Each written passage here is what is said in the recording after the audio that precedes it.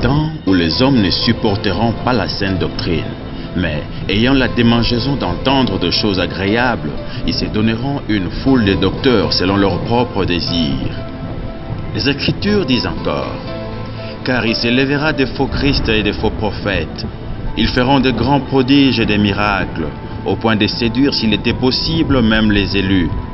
On vous dira, Jésus est ici, il est là. N'y allez pas, ne courez pas après. C'est pourquoi, sortez du milieu d'eux et séparez-vous, dit le Seigneur. Ne touchez pas à ce qui est impur, et je vous accueillerai. Ce que nous savons de vous, vous avez été édifiés sur le fondement des apôtres et des prophètes, Jésus-Christ lui-même étant la pierre angulaire.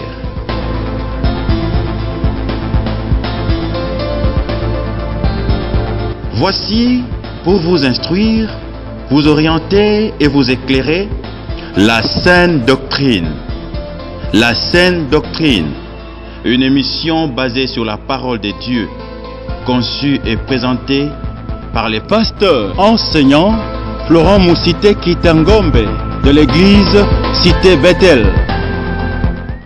Chers téléspectateurs, nous vous saluons dans le puissant et merveilleux nom de notre Seigneur et Sauveur, Jésus-Christ, notre Sauveur à tous.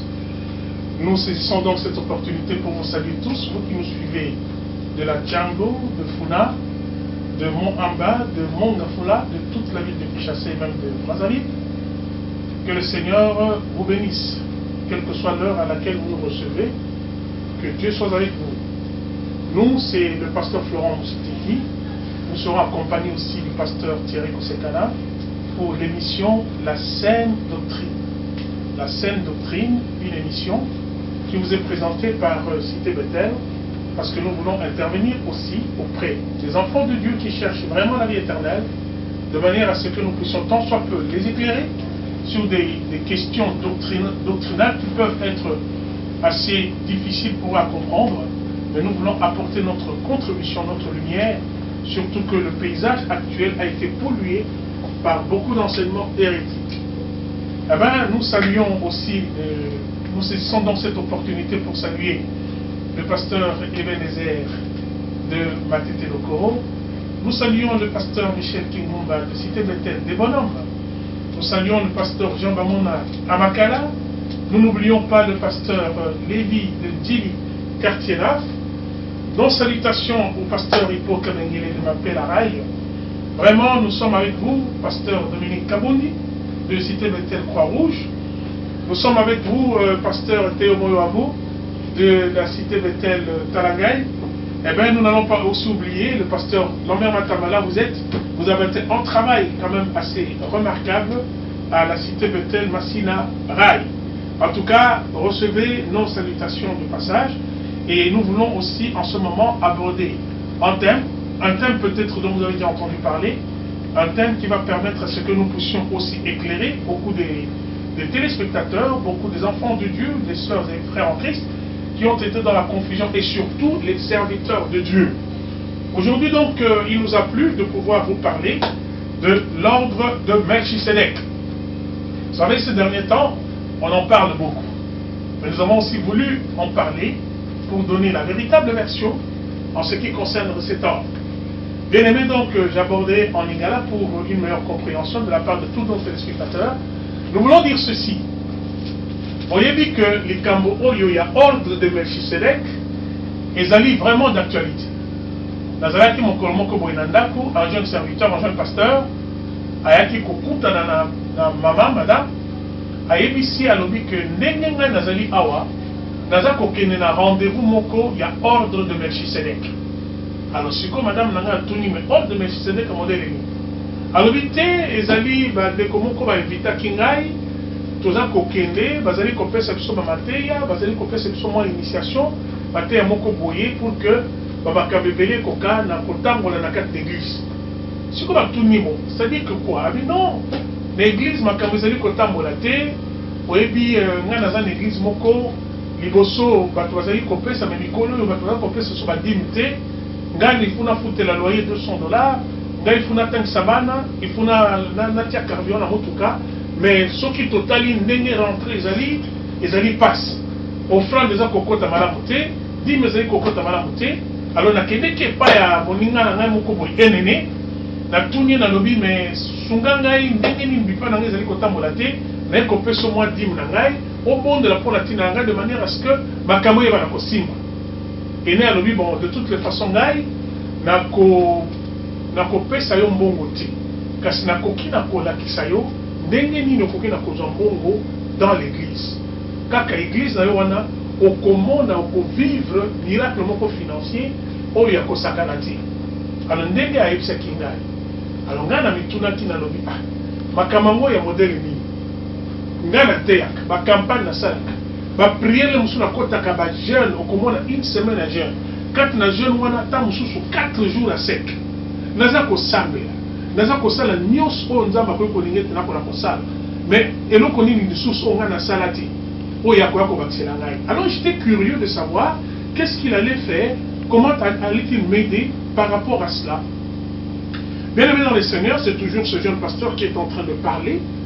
Alobi invita qui est quelque part accueilli na moi réunion moko boye et ça là qui bat. Mais curieusement la tête na réunion wana bato bazali kolata lokola bakagulu baza kotalisa elongi na bango.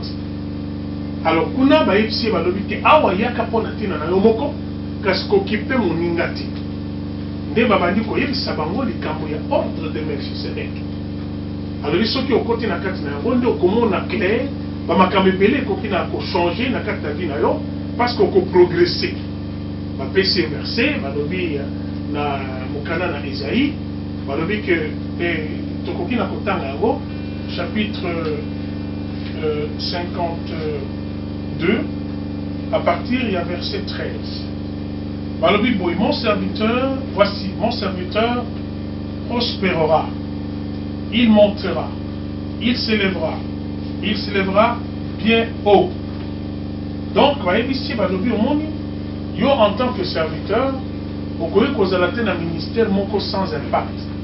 Il faut ministère na yo et ça a l'impact. Il faut monter bien haut. Mais bien aimé, quand il y a un passage voilà, celui qui est suite na yo, c'est-à-dire la verset 14. Et comme a mis de même qu'il a été pour plusieurs un sujet d'effroi, tant son visage était défiguré, tant son aspect est différent de celui du Fils de l'homme, de même, il sera pour beaucoup de peuples un sujet de joie. Devant lui, des rois fermeront la bouche, car ils verront ce qui ne leur avait point été raconté. Ils apprendront ce qu'ils n'avaient point entendu. Bomoni, bien-aimé dans le Seigneur, m'a dit passage Oyo, et qu'on se rapportait Nanani, à Jésus-Christ. Alors, on lui a dit qu'il faudra au côté de l'initiation Mokoboye et qu'on puisse permettre yo na koyeba na komata ministère et comme un ngolu na pifo et comme un impact. Bien-aimé, et bien na batu balingaka impact na carte de ministère. Kasi impact na carte de ministère. Et qu'on sait le mandengeni. Impact na carte de ministère, ils allaient dépendre d'abord de la fidélité na yona nzambe, ils allaient dépendre de la circonstance, ils allaient dépendre de la temps ya nzambe. Parce que l'élévation, ils allaient dépendre de la temps ya nzambe. D'abord, nous allons rappeler comment dit na ba prophète nyos. Ils allaient na prophète moko atikala ko sala miracle moko bo spectaculaire ti. Ils allaient qui Jean-Baptiste.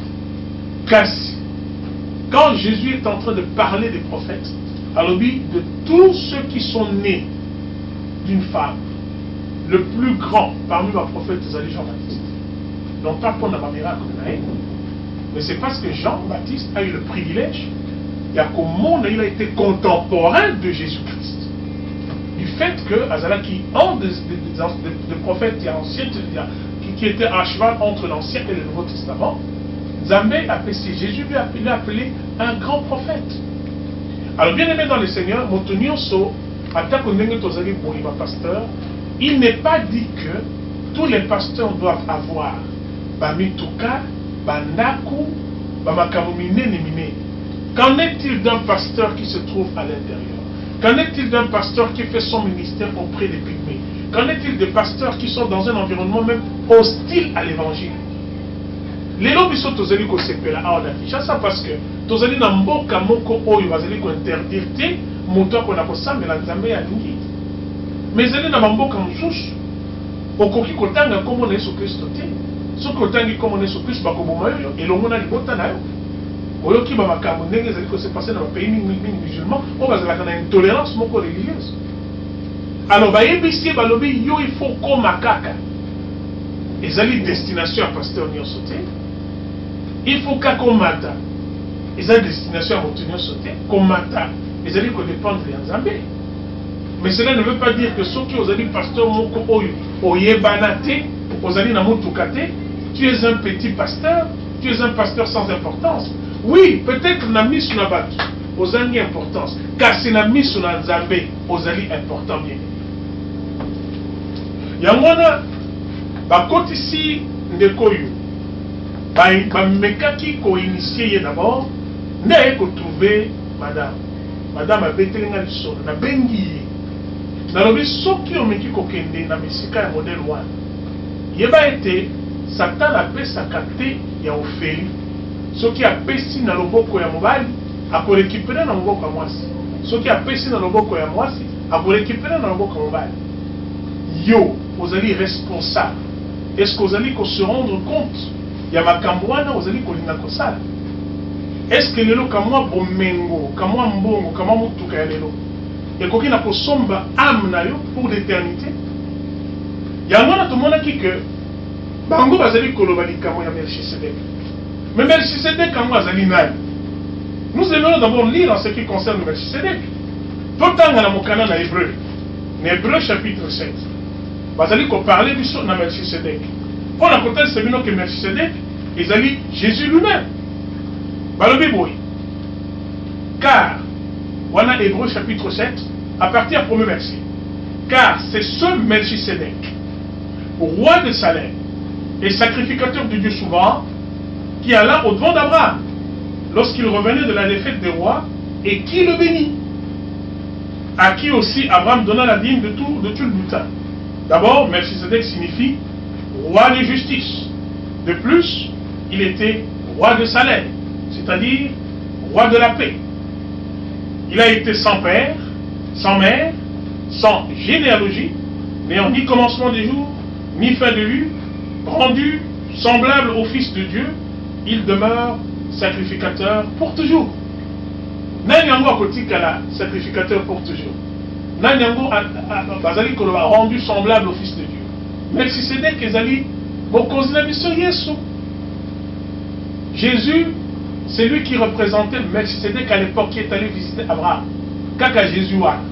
Alors quand tu comprends un mot bien, ce qui toque kotanga à partir il y a verset 11, balobi boy. Si donc la perfection s'était trouvée dans le sacerdoce lévitique, car c'est à celui-ci que se rapporte la loi donnée au peuple, qu'était-il encore besoin qu'il s'élèvât un autre sacrificateur, selon l'ordre de Melchisedek et non selon l'ordre d'Aaron? Car le sacerdoce ayant changé, il est nécessaire qu'il y ait aussi un changement de loi. En effet, celui de qui ces choses sont dites appartient à une autre tribu, dont aucun membre n'a servi à l'autel. Car il est évident que notre Seigneur est issu de Juda, tribu à laquelle Moïse n'a rien dit concernant le sacerdoce. Et cela devient encore plus manifeste quand il s'élève un autre sacrificateur selon l'ordre de Melchisedek, qui a été institué non selon la loi d'une ordonnance charnelle, mais selon la puissance d'une vie impérissable. Bien aimé, vous allez remarquer que sacerdoce Toki Bonganga Nzambe, il y a Aaron. Et Zalaki qui se transmettre de père en fils. Moïse Azalaki Lévi, Aaron Azalaki Lévi. Nabile Konakala. Sacerdoce Zaki Namaboko Yaba Lévi, Naba Lévite. Mais tant que Yesu aïe, sacerdoce est changé et l'ongwe na famille Yaba Lévite et kokota na Juda. Juda, baloba kite que Juda a kokota na sacerdoce. Mais le col Yesu zali mokitani à Juda, Judas eye kozwa relève na bisika ya Levi. Yango na sacerdoce ya Yesu Kristo ezalaka lisusu te sacerdoce moko ya kokitana. O tata apesi mwana, mwana apesi mwana, mwana apesi koko, ezalaka su ndenge wana ti. Bake kopona na tribu mosusu oyo ezalaki te lignée moko ya baprêtre. Baponi na Juda oyo ezalaki lignée royale. Parce que sacerdoce ya Yesu Kristo ekomi sacerdoce moko royale. Nde bazali kokanisa ye na Melchisedek. Bien aimé dans le Seigneur. Yango na tango bazali koloba biso baye to koma ba sacrificateur ya Nzambe, non pas selon l'ordre ya Aaron, non pas selon la loi de Moïse, non pas selon un sacerdoce lévitique, mais biso lelo batu nyonso basalelaka Nzambe. Parce que biso église tozali l'ensemble des sacrificateurs pour Dieu. Alors tozali kouta lisusu te na famille songolo, kasi tozali kouta sacrificateur na biso tozali kouta epai ya Yesu Kristo ye moko, selon l'ordre de Melchisedek. Donc bana na Nzambe soki botangi na Bible Melchisedek ya Bible, soki botangi na bileko na kala Ancien Testament, oye kotanga ye na Nouveau Testament na Hébreu bisika toti kotanga, il s'agit na mokonzi na biso Yesu Kristo.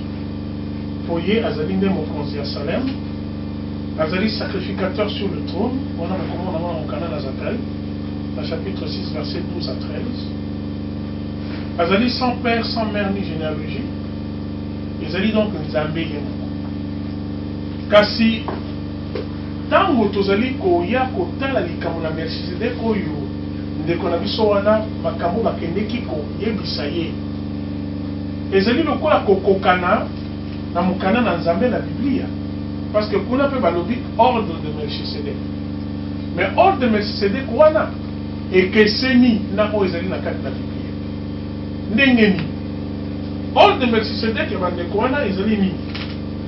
Ezali d'abord loge moko ya ba-initié.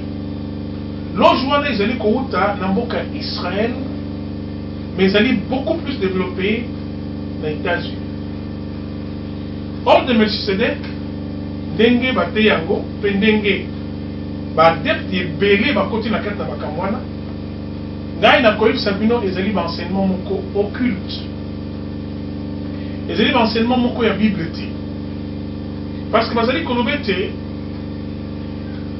ordre wana ezali kopermettre adepte nyonso na koaccéder na ba niveau élevé pour que elles va œuvrer auprès de maîtres ascensionnés. Donc konzi moko bazali kuna na likolo na bisika moko likolo.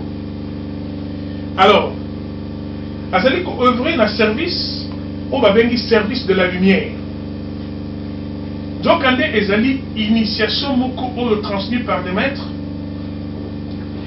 oyo bazali ko pesa bandeko wana pour que bakokana kokota na système moko eko permettre que bazala na succès na ministère na bango. Alors initiation wana ezali ko pesa na maître ascensionné babengi Melchisedek, mais qui n'a rien à voir avec le Melchisedek véritable de la Bible oyo ezali Yesu Christ. Bien aimé bazali koloba te Melchisedek wana ya ba initié azali ko aider bato qui sont comme les ouvriers de la lumière pour que va s'ouvrir le processus d'ascension planétaire et va la intégrer sur le plan terrestre. Bien aimé, déjà tant que azali koloba awa boza komona que ça n'a rien à voir avec la Bible et comme makambo mususu. Donc, l'ordre de la lumière de Melchisedek, ils ont dit enseignement moko.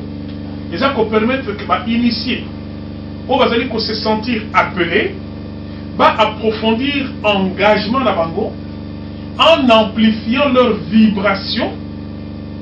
Donc, va amplifier la vibration na bango. Déjà, ce qui te commis na makambo ya ba vibration, un enfant de Dieu n'est pas une personne qui va vibrer. Biso tozali kosala elongo na molimo mosantu oyo Nzambe ye moko apesi biso, parce que le qui était je ne vous laisserai pas orphelin, mais je vous enverrai le Saint-Esprit survenant sur vous et vous serez mes témoins. à partir ya molimo mo centre oyo nzambe azali kopesa biso molimo wana akoki jamais na marcher à l'encontre de tout ce qui est biblique. Molimo wana akoki te na kosala makambo moko oyo ezali vérifiable te na kati na makomi na nzambe. Bien aimé, tango bato bazali kolobe te biso tozali na ordre de Melchisedec, je vous assure que ça n'a rien à voir avec la parole de Dieu. Bazali ba initié, bazali kokotisa bango na makambo mosusu qui n'a rien à voir avec Dieu. C'est pour cela babandi koyebisa ye balobi soki okoti na makambo oyo, d'abord il faudra ozala discret, parce que soki ozali discrété etali yo, soki oye yo moko ezali moto na moto azali koya na modèle na ye. Biso topekisi tolobi jeune frère, nous avons été aussi dans le ministère, mais tant que biso toyaki na kati na ministère, d'abord notre appel ezali nzambe moko mutabenga biso tosenga kate musala pour que tokona kobanda kosala musala ki pasteur. Lelo musala ki pasteur est comme envié par tout le monde, mais ndenge na banda ko yebisa bino que musala ya ki pasteur ezali nde nzambe ye moko mutaponaka, et mingi tango ozali kopona yo ozali koyeba pete pe ozali kolinga pete tango mosusu ozali na ba ambition na yo ya kosalaka makambo mosusu, mais nzambe asepeli ke ezala kaka yo. Alors tango biso tobandaka musala oyo ezalaki te ke na nsima na yango tozali korelever que nous devons avoir de l'argent, nous devons avoir des voitures, nous devons avoir le succès, parce que Yesu tango ayaki apona koluka succès te. Yesu ayaki apona kosalela papa na ye pour que bato balongwa na nzela ya mabe bayeba na kokota na nzela ya malamu, pour que balongwa na lifelo bakota na paradiso. Pasteur musala wana nde oyo Yesu atikela biso, atikela biso pour que ba âme oyo bazali na masumu, ba âme bazali perdu sans Jésus bakoka na kokota na lola au travers de ton ministère, au travers de l'évangile de Jésus-Christ. Est-ce que jusqu'à présent vous allez conscient que vous avez une responsabilité? Nzamba lobi faites de toutes les nations les disciples. Ba fanatique te, ba tout mon côté ba le bakara biso pasta na biso. Parce que les noms de l'église vous allez comment ba ngembo ba fanatique. Les noms de l'église vous allez comment que pasteur ata allez ko sala ba abotika ye nini wana yende mutazeli o ezali tango na ye. Tango ya nini? Bien aimé, tango nyonso ezalaka ya Jésus. Ezali na mutu moko te azali kolobete oza tango na ngai. Parce que ça na batu mususu oyo bazali kosala musala bayebani te menza bayebi bango bazali pe kosala musala bazali ko marquer tant na bango na to ya Eli azako katsazaki moko Bible ezali kolobete qu'il y avait 7000 autres qui n'avaient pas fléchi les genoux devant Baal. Nzambe ne mutayiba ki bango, mais ye Eli ayeba ki bango te, parce que kokende boya zomona lokola batu bazati akebo azomona lokola na Israël kaka ye moko ne mutandi ko bunda, ye moko mutandi ko bundisa idolâtrie, ye moko mutandi ko kende ko affronter. Mais alors que dans le secret, il y avait au moins 7000 qui étaient en train de le faire. Nazali ko saluer ba 7000 wana. Ata boyebani te, mais musala na bino bozali ko sala, na ba kwenyos, na ba kisenso, na ba malweka, na bisika moko boyeta muso apasi, nzamba yebi yango. Nzamba azali ko soutenir bino, ngape nazali ko soutenir bino. Bien-aimés dans le Seigneur, nous allons parler sikoyo na Melchisedec ko ezali na kati na Biblia te. Bokoyo katango na nazali kotanga awa. Boko comprendre que ce sont des choses qui ne sont pas bibliques, mais où ezali ko se rapporter na ba loge occulte. Bazali ko lobabo. Ezali na nzela ya initiation. Oyo ezali assister na Melchisedec à Saint-Germain. Et puis ils ont dit par l'utilisation de la markaba arc-en-ciel que le processus soit là, il y a initiation, puis il y a comme la lumière et qu'il y a s'opérer. Par le but que transmission, il y a les kamwana, ils ont amplificateur qui va permettre à ce que les personnes puissent accéder à des énergies.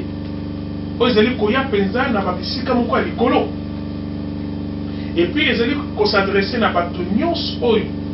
Ils appeler à de nouvelles énergies. Il y a 5e dimension. Bien aimé, pour comprendre. Il n'y a que les initiés qui peuvent comprendre. Deux termes énergie, 5e dimension. vibration. Ça n'a rien à voir avec la parole de Dieu. Oh, nous sommes en plein dans une loge mystique, dans une secte occulte. Alors, Melchisedec, Oyo, il est tout à fait différent de Melchisedec, Oyo, Jésus-Christ. Parce que pour le moment, nous sommes dans le Seigneur au travers de son Saint-Esprit. Nous avons une relation permanente dans la mission. Mais Oyo, les amis, qui ont l'initiation de Melchisedec, Moko, assister à Saint-Germain pour que va mater la 5e dimension. Et puis, vous allez comment on était basé pour s'adresser à l'initié. Mais c'est des quoi à permettre que aux initiation, ils allaient le engagement aux alliés n'a pas plan supérieur pour que tu puisses servir sans compter. Balobi était au coquille pour accéder à l'ordre de Melchisedec dans la lumière dorée uniquement ce qu'on a dit dans mon thème à mon copé toi.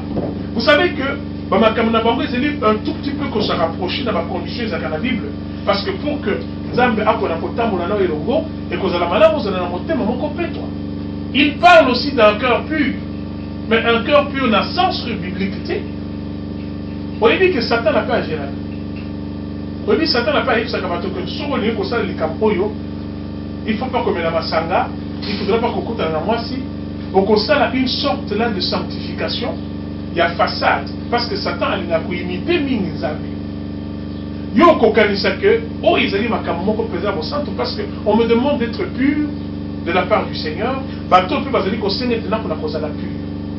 Bazo sene na kena tika ba masanga ba cigarette na kotoyo parce que Nzambe pas linga makamwana dit. Alors tu vas croire que à cause de ces recommandations, ce sont des personnes vraiment on bazali na katena la volonté de Nzambe. Et il y a beaucoup de gens qui se sont fait prendre. Vous voyez que dans le Afrique du Sud, dans Cape Town, les alliés n'ont pas été belés, les pasteurs rebellés, les alliés qui ont été coloqués, bazoua puissance, bazoua. Et donc, comment on peut permettre que le ministère n'a pas été là. Nous avons embêté. Mais grand prêtre, mon quoi, faut qu'il a coupé sa barre, le coup, la moi, il faut mon coboyer, de manière à ce que ceux qui ont tombé, ma camonaï, et tambola, et qu'il ne pèse à l'ibosso. Bah, quand il s'est balobi, sokola kama boko na moi, ça lui mon cobo. Bah, sokoli ma boko. Et si, bah, quand il s'est balobi, yo, la carte na makamuna yo, côté à l'issue que cause la contre Noël, côté à makamute contre Noël, côté à makamute contre Pâques, koko tate na mobulu ya Trinité. Tika kaka ote ya makamwana, soki o limité. Tika bato ba kote ya bateya. Et si, tant yo kozonga, on comprend que non, on n'a pas demandé grand chose, on m'a dit que makamune bani kosi. Mais en attendant mai wana oke ko sokola wana, yango nde esali makamwana nyos. Veut dire ba récupérer makamuna c'est pas inayo. Bien-aimés dans le Seigneur, les autres que le mystère de l'iniquité agit déjà. Keba na camarade na yo pasteur tam so yebiye o azali boyi mais o yebi lisusu te ndenge ni na koma yango na azali ko kebisa bana na Nzambe ezala ba serviteur ezala ba fidèle tous à la vigilance bien-aimé. Mais si c'est donc oyo yokana ceux qui tozali ko poursuivre balobi ba ko peso ba cour moko ya initiation yoka ba komo ya ba courwa. Il y a le maître Melchisedec. Balobi faire partie de l'ordre de Melchisedec. Ils allaient courir à l'initiation. Entrer dans l'ordre de la lumière dorée de Melchisedec. Initiation à la lumière dorée. Activation de la chakra. Couronne avec flamme violette. Bien aimé. La Bible, passage nini, psaume nini, proverbe nini. Oye Lobaka. Lumière, il y a flamme violette. Bien aimé, oyo to côté déjà na bonganga, to côté déjà na occultisme, mais combo Melchisedec. Le coup les alliés combo, ils ont la carte de la Bible. Le coup la combo les alliés représenter Jésus-Christ. Yo ko kanisa que vous êtes dans le vrai. Alors que déjà aussi au côté na bonganga. Et puis les alliés na baté, mais ce ka côté kuna azoye baté. Tant wa ko ko fongola mo ke miso, c'est déjà trop tard assez à kangeni, moyen zo sous sima ezati. Bien aimé dans le Seigneur. Nazali kokebisa surtout les jeunes pasteurs. Vous allez précéder le ministère. Attaque au salut autant d'années, ils allaient kokola. Nzambe yomoko un jour à faire en sorte que l'émergence est ça. Pourvu que autant de la carte na kobanga Nzambe, si tu ne te reproches rien, oyo Nzambe a péché le col et autant qui est pas Nzambe. Yemoko nde mo na ko faire prospérer yango. Na modèle na yi, na ko forcer te, na ko luka bara kursite. Je connais un pasteur qui avait fait au moins 12 ans église avec la tête et avec à peu près avec le même statistique. Mais un jour, Zamba qui visité, il est passé de 40 personnes dans la carte d'église jusqu'à atteindre 1500 personnes. Zamba mende mutasala kiango. Na modèle ni selon ordre de Melchisedec et zalaki Nzamba azalaki ko tangisa ye ba faille na ye. Mais Nzamba azalaki ko préparer surtout relève na ye. Na ko continuer l'histoire après. Bien aimé dans le Seigneur, yoka bakou. Activation de la chakra couronne de la flamme violette, infusion de la lumière dorée. Initiation au Markaba arc-en-ciel. Ah! Markaba arc-en-ciel et Outiwan. Bien aimé arc-en-ciel, les alliés locaux Nzamba qui est là. Maintenant, on a ordre de Melchisedec que comment court mon bima, ce qu'on continue de faire. Processus d'initiation. La 5e dimension. Méditation du sceau de Salomon. Les anciens de Juno. L'arc-en-ciel de l'Alliance. L'arche de l'Alliance. Alors, ce sont des cours payants. Tant qu'on va dire qu'on compte, on va dire qu'on compte, on va dire qu'on compte, on va dire qu'on vibre.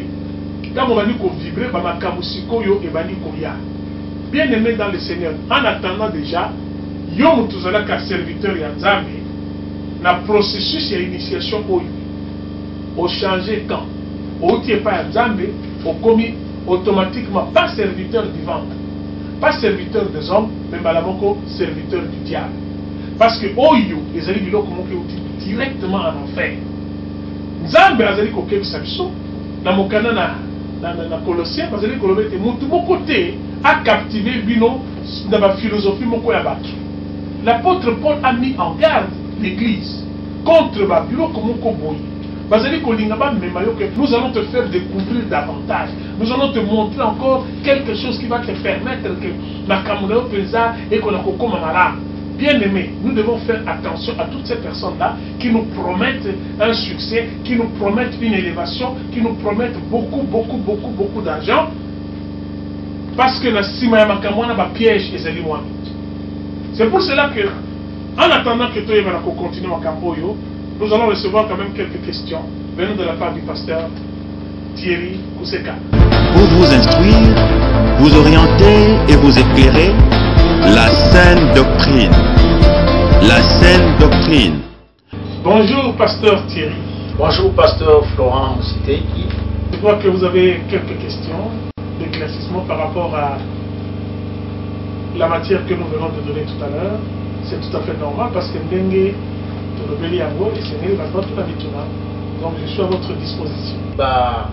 Spectateurs Bazali Kotuna Baza vraiment intéressé à ça. Première question, on a Zoéza Lokola Kotuna yo enseignant. On a nini ba pasteur et belé surtout ba jeune pasteur Baza Kota na ordre ya Melchisedec. Merci pasteur Thierry. Nabanza, quand je regarde par exemple le cas ya pasteur le jeune pasteur Azali moi na biso Kota. Tant on a dit comment on a des conditions où il s'allait qui créent dans la cocotte à la Kamwana, ils allaient pauvreté, ils allaient passer, ils allaient passer comme qui au bout.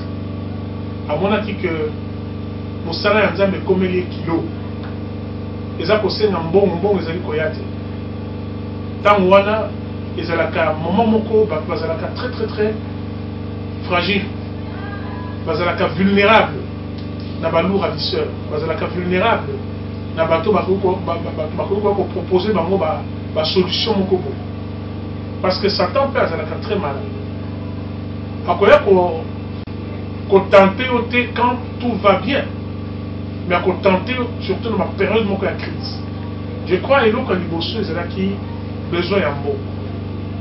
Eloko ami balé, bazako promettre notoriété, c'est-à-dire succès. Alors, batebele bakanisa musala ya Nzambe faut za kaka na succès.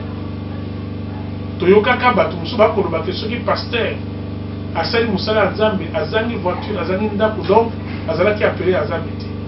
Et il y a des choses comme ça. Donc, là il nazali komona que besoin ya mbongo, besoin ya succès, et à mon mutindaki jeune pasteur wana andima l'invitation. Pasteur, quelles sont les conséquences véritables dans mon toit Zokota dans l'ordre de Melchisedec? Pasteur, par exemple, na o etali ye moko, na o etali pe famille nae, nawe etali pe bandimi et nawe etali ministère na. Bien aimé pasteur Thierry, oyebi soki oke kokota na makambo lokola borde Melchisedek oyo ya oyo ya Nzambe te. Déjà soki okei kuna veut dire oza déjà opesi mokongo epai na Nzambe. Nga nalobaki ndenge nayebisaki bino ke akomi mosali ya libumu te, akomi mosali ya bato te, akomi mosali ya nani ya diable. Parce que soki tokoapprofondir exigence mosusu ekosenga ke on se sacrifier parce que le diable a fait ça que l'on ne pas bâtir. Conséquence, c'est d'abord la seule alliance qu'on a dit. Alliance wana et qu'on n'a jamais coupé ça un avantage permanent et qu'on balouke la y. Yami balé. Parce que après moi le sacrifice là-bas, on commence à côté moi, tant que je suis dans la vaselle pour Kébé, tant que je suis dans la vaselle pour Yate, tant que je suis dans la Ramouké. Si l'église est moko et que l'on a la saine doctrine, biso toli ko beta c'était pour la saine doctrine parce que y a un monde qui ko conduire biso penza na enlèvement pe na vie éternelle. Donc l'église na yi et ko koma lisusuté église ko nzambe akoki na ko enlever parce que maté et ko koma siko mélanger nzamba linga mélange na mutu wana aza lisusu ko sala na nzambe te comme hypocrite. Mais maître na yi aza maître mususu parce que maître wana azali ko procurer richesse, succès, gloire, bon. Donc, bandimi na kati l'église wana. Moi, pas mon associé les causes à la terre. Parce que petit à petit, à quoi voter na église, na bandimi. Bango nyonso inde et pas diable wo. Voilà ma conséquence, pasteur Thier. Il y a mon tozeli ko yebisa bandeko. Il faudra faire très attention. Tu as raté l'ola. Tu as raté biloko nyonso, ata bo mengozalité. Ata succès zalité, ata banda komi tuka biloko na zalité mais to zanga lola te. Bino boza koloba ke ba pasteur wana basali na kati occultisme. Mais na komona mona tozo mona lokola makambo na bango eza osimba. Baza kozwa mituka, baza ko prospérer, baza ko liboso, bango baza mona kutuke bino bosili na bino, bino boza na eloko te yango baza komona bino ke bino bokoka na bino makambo te yango boza ko dénigrer bango pambaka bongo. Bien aimé dans le Seigneur, Thierry a la séquimine parce que Nengo Zali Kotuna ke Batango Bazali ko prospérer, Batango Bazali ko kele liboso, mais biso batu mususu toza ko kele liboso te, l'église zali ko kele liboso te, mitu ke zali te banda ke zali te ba voyage zali te. Bien aimé. Soki biso to sala la kanzambe pour na ba mituka, ba voyage, ba mbongo, cela ne servira à rien. Ngana zonda kisa. Ngai soki na sala la kinzambe nasala ki nzambe te pour que na kozwa bon parce que nazalaki bisika na kosa mosala na mosala wana pe nazalaki la perspective ya kokende liboso soki naumelaka na mosala wana mbele lelo na nini nazala moto mosusu bato nyonso basalelaka nzambe ezalaka te mpo na bongo bato nyonso basalelaka nzambe ezalaka te mpo na bamituka ndenge nazali korepete nalobi ke nzambe apesaka batalanta 5 na motu moko mosusu 2 mosusu 1 nzambe ye moko aye mais ntango bazali koloba ete ezali mpo na jalousie bango bazali koprospere bible elobi ke prospérité oyo to bénédiction ezali kouta na diable ezalaka ntango mokuse na nsima na bénédiction na chagrin kasi ya nzambe ekoki koya moke moke mais soki eye okoyeba na kokita te okoyeba na kofuta te okoyeba na korenforce eloko moko te bato boni bazala na succès awa bakenda wapi bato boni bakombo na bango basala bakombo na mboka oyo bakenda wapi bien aimé tosala maseki te succès oyo ezali koute pa diable okofuta yango très cher na yo na libota na yo le mosusu na bana mpe bana na yo parce que oyebi nzambe alobi ke malédiction ekokita jusqu'à la 4e génération yango wana nazali koloba ete kamwa gloire moko ya moke ekoka te na kopekisa yo vie éternelle parce que éternité na gloire moko passagère comparaison ezali te pasteur eloko nini bino boza nango bino oyo bozoloba ke boza na kati ya biloko wana te nazomona baeglise awa nano baconstruction esili te boza en chantier tozomona mituka makasi eza te bato mokili baza koloba nketo ya ngolo nzwa nene nzwa ngolo makambo ya minene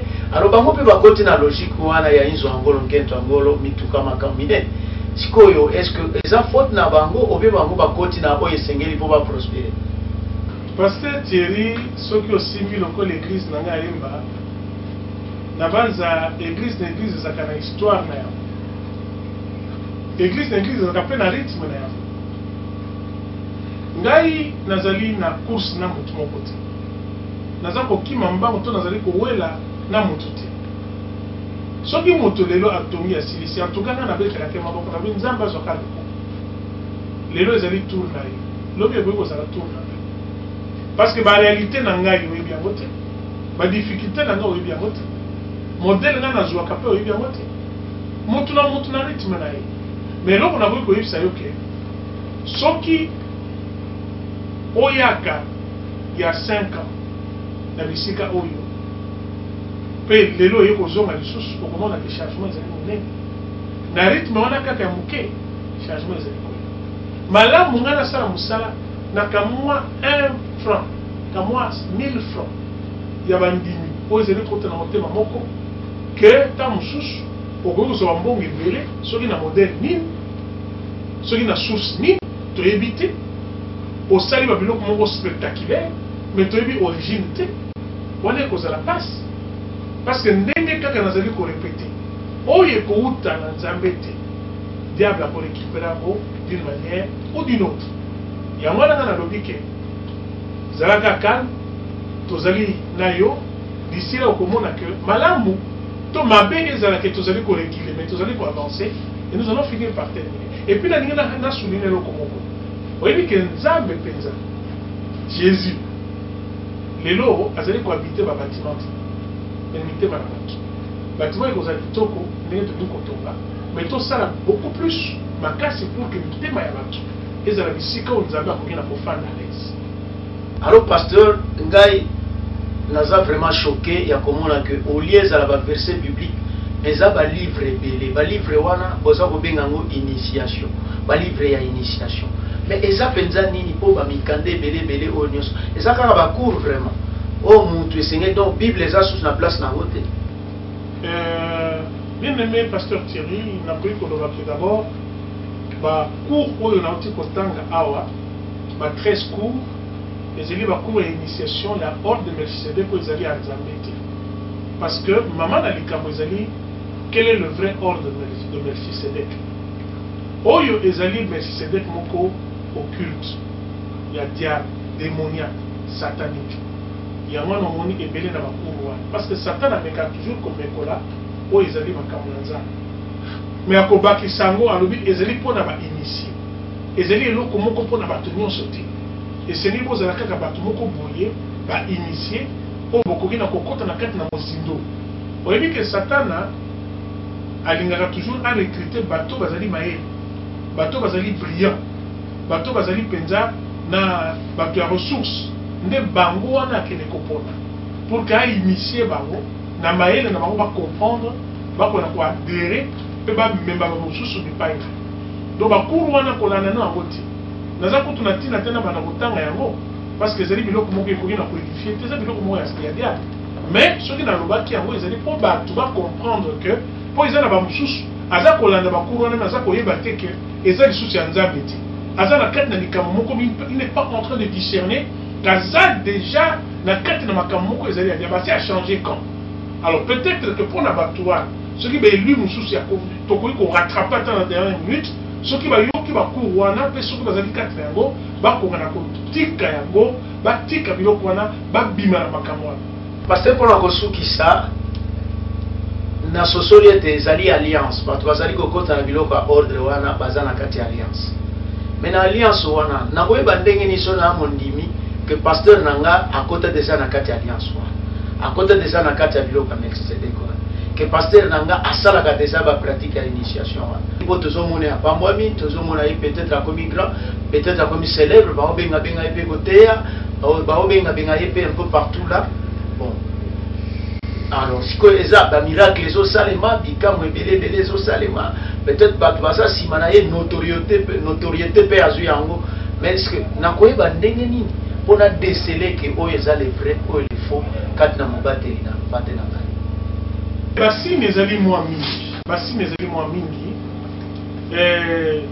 mais si na liboso beaucoup mon pasteur azali le sous pour insister mingi te na we likambo etali sanctification tant sous ça ko changer pe na mateya parce que kuna makameze ebele ba yebisa ba que diable azalaka ne moninga ya nzambe po tolobi ya mopenza te mais ba koloba que diable azali moninga ya nzambe combat spirituel ezala motinati déjà ce qui pasteur va dire que combat spirituel wana eza makamoko eza malamu te c'est déjà un peu suspect parce que diable azali atika akotika ka ennemi ya nzambe et puis boyebi que ma exigence mosusu ezalaka makambo ebele kuna ndenge basengaka pasteur azalaki mutu moko fidèle na mwasi na ye mais akomi kotambola ta mosusu na basi oyo bazali bamarie. Il y a des choses comme ça. Comportement wana ezali dicté par impératif et initiation na bango. Et puis bien sûr bokomona ke siko akomi très matérialiste bambongo moko boye bamituka bamakambo ndenge na ndenge.